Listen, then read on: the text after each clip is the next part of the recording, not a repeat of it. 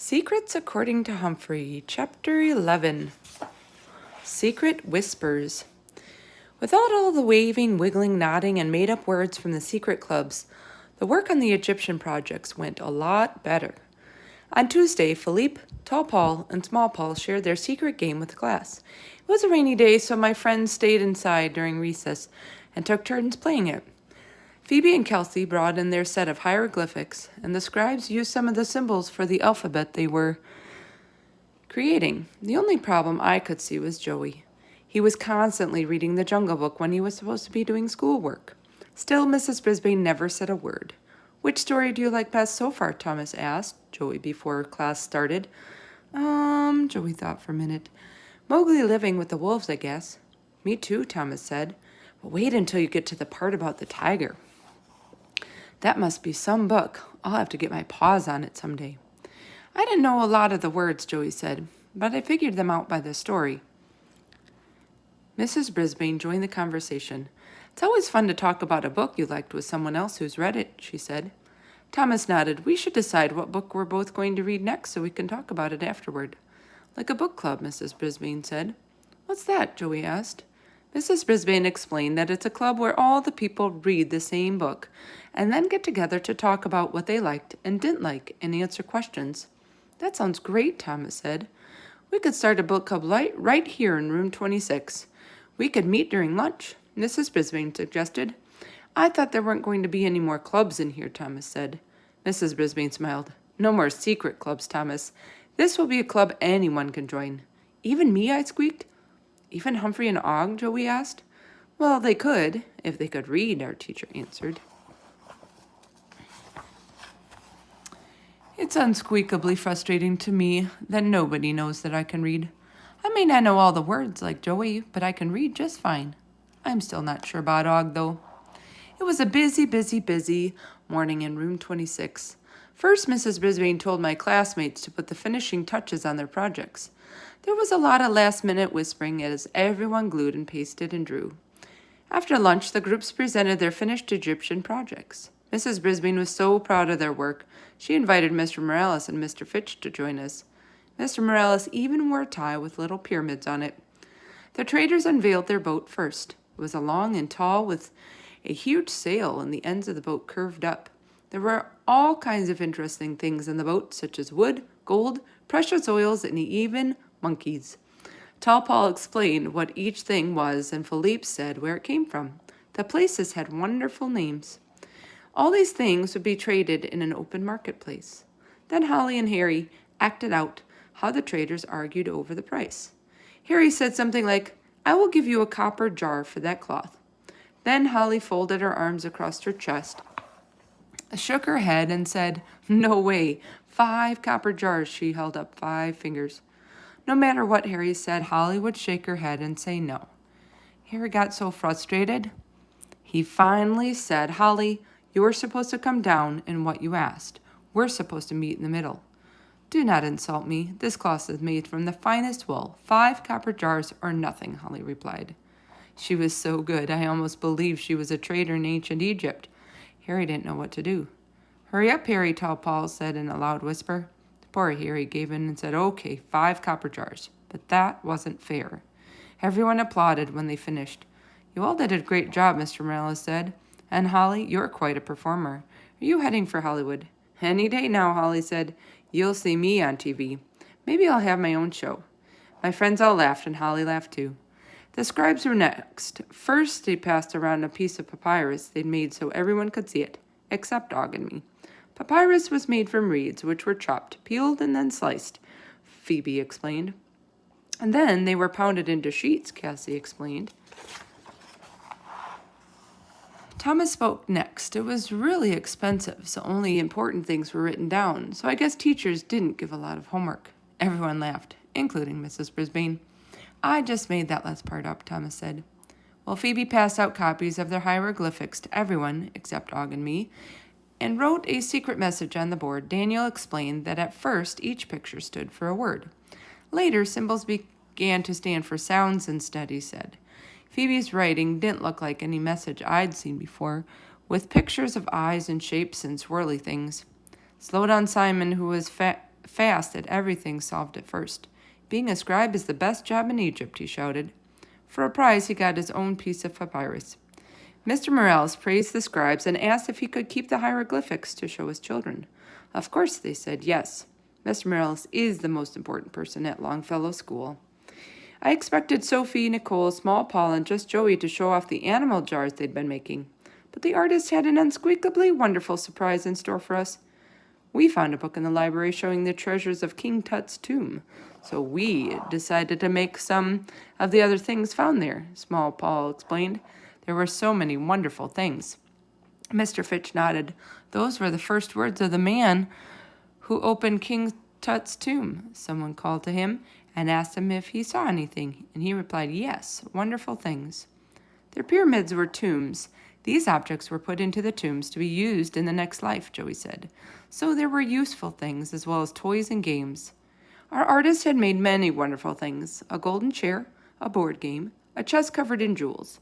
I don't suppose they were real jewels, but they looked beautiful. They also had made a golden bird, the animal jars, and finally a golden head of King Tut. I don't know where they got the gold paint, but they used a lot of it. The builders were the last to unveil their project, the Great Pyramid of Giza. It looked perfect, and they painted it to look like old stone. But the best part was actually opened up. It was in two pieces, and inside they'd drawn a map of the chambers. They told us so many unspeakably amazing facts about the pyramid. I wish I'd been able to get out my notebook and write them down, but I don't want my friends to find my secret scribblings. I do remember that it took millions of huge blocks of stone, thousands of men, and probably 10 years to build it. No one is sure exactly how they managed to do it. Mr. Morales gave a little speech about how proud he was to be at school with such hard-working students. And Mr. Fitch reminded everyone there were lots of books about Egypt in the library.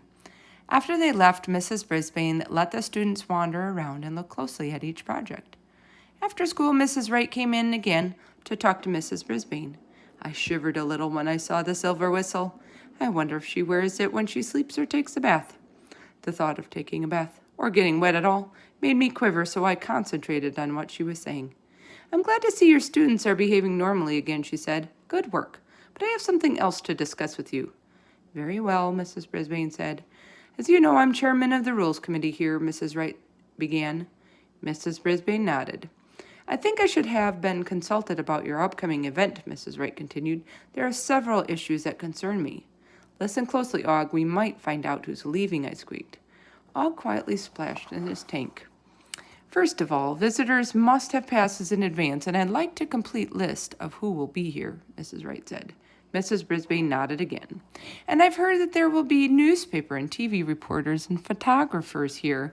I'm afraid that's a huge problem, Mrs. Wright said. But it's such a wonderful story, Mrs. Brisbane said. We'd have to have a release form signed for parents and every student in your class, Mrs. Wright said. No exceptions. Mrs. Brisbane nodded. Yes, I've already have them, and the list of people coming. She walked to her desk and picked up a folder. Here, she said, you can make copies. Mrs. Wright seemed surprised. Oh, well.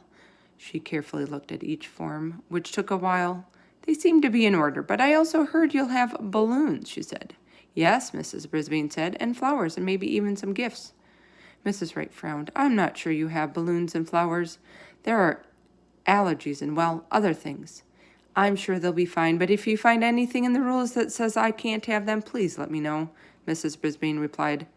By the little smile on her face, I could tell that Mrs. Brisbane already knew those things weren't against the rules.